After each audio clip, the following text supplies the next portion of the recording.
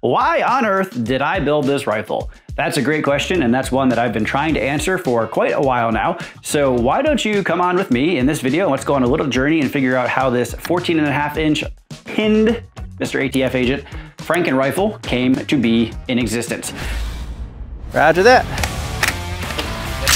Hey! Let's try that again.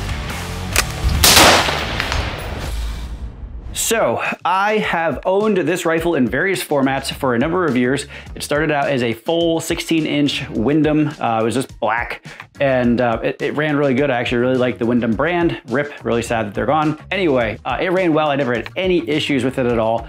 And over time I made some small mods to it, and then eventually I got more into suppressed shooting and was like, man, I would really love a 14.5-inch with a pinned muzzle device on it so that I can actually save 1.5 inches, still be legally 16 inches, and also, you know, run it suppressed. So that is basically how this came to be, and to get there, I built this in a few separate stages. So the first thing I did was I got a Palmetto State Armory upper.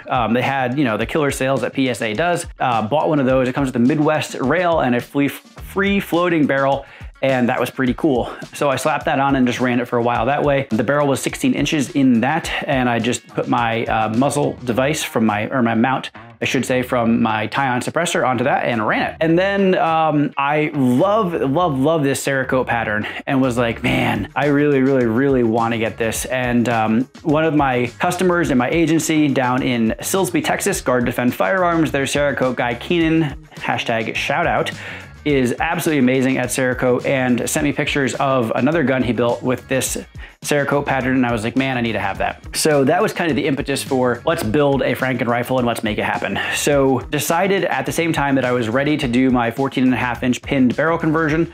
So I sent my muzzle device down to a guy named Michael, who I met through Tyon suppressors, and he pinned it onto a 14.5-inch Aero Precision barrel. So it is still legally a 16-inch barrel, just to be totally clear. And then he also installed an Aero adjustable gas block, which is awesome because I want to be able to tune this a little bit more than it was, and actually that's going to show some issues that you'll see in a minute. So I sent that down to him, and then when I got that back, I sent everything down to Guard and Defend in Silsbee, Texas, and my buddy Ricky and Kenan, his amazing applicator, put this wonderful granite camo on it, and then they got it back up to me. So other things on the rifle before I get into what happened my first time out at the range. I have a Velocity Triggers 4-pound straight trigger in here that I got in 2018 after spending a weekend on the range with those guys. Really cool dudes, really great products, and that trigger has run great for a really long time for me at this point. I also have some Troy Battle sights on it, just flip up irons. I know backup irons aren't trendy at the moment. Lucas says you don't need them. That's fine. I have them anyway. They do co-witness with my Attaball Micro Red Dot, which I basically just got from a friend and running it for now. I'm not sure if I want to do a red dot and a magnifier or a LVPO. If you want to comment below and tell me what you would do and why, that would be super cool. I'd love to hear that. On the end of the rifle, I do have a Tyon Dragoon 762 CQB suppressor in quick disconnect. So basically, full disclosure, I have a professional relationship with Tyon in my business, and that is partly why I have a Tyon suppressor on the end of my rifle. But at the end of the day, as I got to understand suppressors more and work with Tyon, I really fell in love with the lightweight titanium and user serviceability features that they are offering in all of their suppressors, and I ended up with their 762 CQB, which is basically their mid-length 30 caliber rifle cam. I love this because it makes 5.56 totally hearing safe, even out of a 14.5-inch barrel. And it also works great on my 6.5 PRC and any other 30 caliber guns that I may invest into the future. So I was able to use one suppressor and get a variety of things suppressed with it, which makes it a great investment on my side. So this suppressor weighs about 9.2 ounces, and the mount is also titanium, so that weighs just an additional like 1 to 1.5 ounces, something like that. I forget the exact number there. But the point is, all told, this setup weighs about 10 ounces at the end of my barrel, which is really cool. It's not that heavy.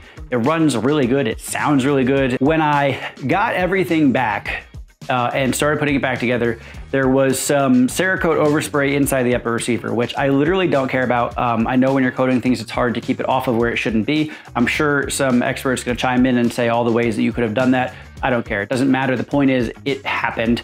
and I needed to do something about it. It also had the arrow adjustable gas block on it at that point, which it did not have the last time that I had run the rifle. I took it out to the range in the hope that it was just gonna run, although it was suggested to me that I probably needed to ream and polish the upper receiver, the inside where the bolt moves. I did not do that. I just took it out, and as you're about to see in the time lapse that's probably playing right now, it didn't go so well. I basically turned into a bolt action rifle.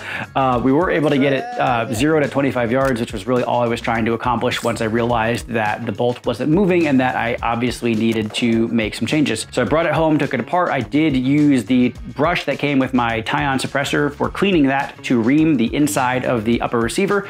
And then I used flits to polish the inside of the upper receiver with a 12 gauge mop, per the suggestion of Michael, again, who did the pinned muzzle device on my barrel. What you should see now is us actually going to the range and shooting this gun. I'm gonna just do some tests on it at a public range to make sure it's functioning properly, and then assuming it is, we're gonna cut right over into a actual fun range day where we actually get to put the ammo through this thing that I expected we were gonna do the first time. Well, that was a little bit more of an ordeal than I was looking for, but arrow adjustable gas block is tuned. Rifle's running good, suppressed and unsuppressed, which is one of the benefits of those tie-on suppressors, is that they don't have a whole lot of back pressure, so it doesn't really screw up your tune. Those were what I shot until I got it to cycle. Those were my shots when it cycled, and that, well, one was offhand, offhand, offhand. Now we just got to schedule an actual range day and get this thing out there. After we got my Franken rifle tuned, a couple weeks later, we went back out to the Tommy Gun shooting range. This is their outdoor facility. This is next to the Tommy Gun warehouse in Greeley, Pennsylvania. If you're familiar with Tommy Gun and car firearms and stuff, their headquarters is near where I live, and they have an outdoor range with steel plates from 100 yards to 600 yards that you can rent and shoot. So this is our first time there. We had a really awesome experience there. The RSOs were super cool. They were awesome dudes. We taught guns, shot lots of stuff. They even went out and painted the targets for us in the middle of a rainstorm so we could see, and I was surprised that the paint actually stuck.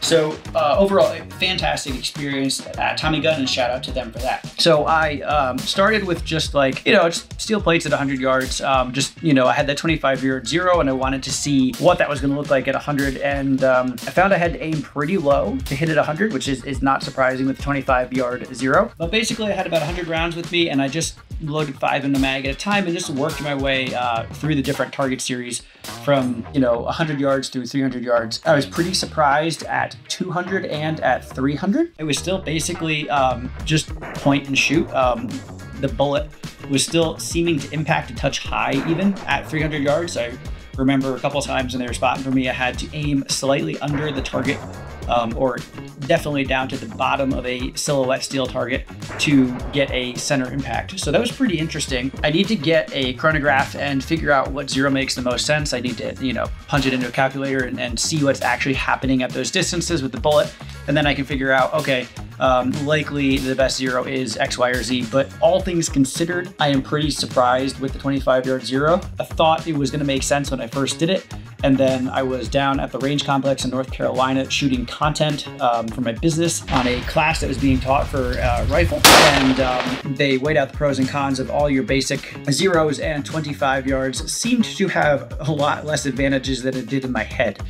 So anyway, the right way to do this is to lay this out with a chronograph and get the numbers and figure out what makes the most sense, which I'm going to do. For the moment, the 25-yard zero worked pretty darn good. I was pretty excited about how effective it was, frankly. So we did stretch it out to 400 and 500 yards. I'm gonna stop talking here quick, and you can watch what happened there. I was pretty surprised by this. I gotta go for the tall one. Hey, so real quick, if you like content like this and you're in the firearms, the hunting, or the outdoors industry, and your business or the business you work for needs content creation and social media marketing, websites, SEO, things like that, I actually own an agency that does that stuff specifically for the firearms, hunting, and outdoors industry. You can go to cootsagency.com, which you're gonna see below, and just fill out one of the forms there. You can read articles, you can check us out. We would love to consider working with you, especially if you found us through this YouTube video. Thank you.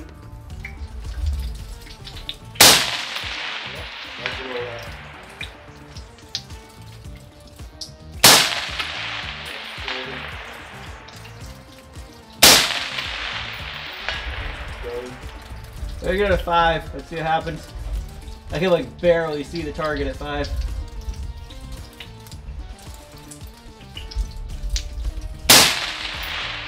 Oh, you were just under it.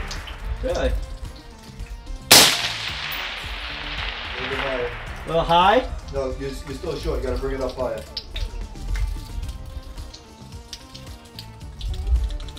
That's it. I'm back.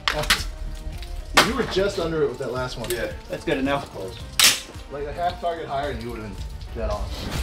All right, so if you've hung in this far, thank you for sticking it out. As I explained about the interesting journey I'm having with this Franken rifle, I would love to hear your feedback on this. Toying around with rifles and doing different things is pretty new to me in the sense of like I normally just like point and shoot them, and now I'm starting to modify it, and I'm open to suggestions and ideas on what you would do based on your professional YouTuber opinion. So comment below, drop your thoughts, your feedback. Again, pretty thick skin here. Really would like to know what you think I could have done better or what you would do differently, etc. If you don't mind, please like this video and subscribe to the channel if you're not already. We're really trying to put out some decent content that is both educational and fun and helpful. And there's no bias here. There's no paid marketing. It's just me having a good time and trying to share our experiences with you. So thanks so much. I appreciate it.